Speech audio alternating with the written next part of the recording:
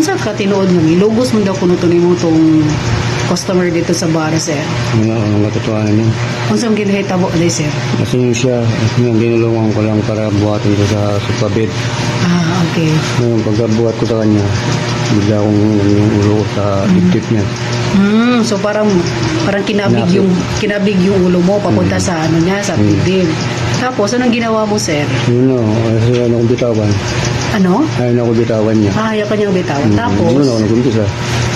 so parang nadala ka. Pero hindi mo ba naisip, sir, na baka mareklamo ka? Yun nga rin ano ko rin eh.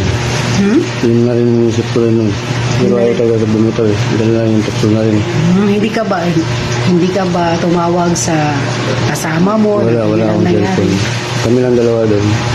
Ano yun? Parang closing na yung bar. Akong duty doon eh. Ikaw yung duty. Pagkatapos, sir, nang nangyari, may nangyari talaga, Meron sir. din. Meron ma'am. Pagkatapos, sir, Yun, katapos di pumunta na ako sa kusina para liguan siya ng almusal para makauwi na nga siya. Tapos pagkabalik ko ron, gano'n naman ginawa niya. Pero wala na nang hindi ko na natuloy. pero isang beses, sir, may nangyari talaga. Isama rin. Pero pagkatapos, sir, inireklamo ka, sir, anong ginawa mo, sir? Wala, nagulat lang ako. Wala ko kung ano na. So akala mo parang ano yun, consensual, parang kagustuhan yung dalawa ang nangyari. Tapos nagulat ka na lang, nanireklamo ka na. Tama lang ako na rin. May asawa ka, sir? Wala na, hiwalay na rin. Ay, wala na. Pero may mga anak ka? Ayun, pero may mga asawa na rin. Yung isa na lang nasa nanay niya. Ngayon, sir, anong plano mo ngayon, sir, na nireklamo ka na ng polis? Ngayon ko, plano niya lang ito. Nag-usap na kayo, sir? Hindi pa. Hindi. Nung pumunta ko isang beses, yung pinangato na namin sa akin na nirate ko daw, ganito daw. Hindi nga na ako ng pagkukuran. So, yung akala mo talaga is kagustuhan talaga ninyo kasi kinabig yung batok mo.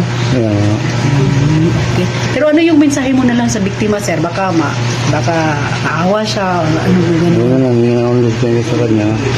Nakasensya sa ginawa ko. Kaya hindi ko rin alam na ganun din pala nga ano niya.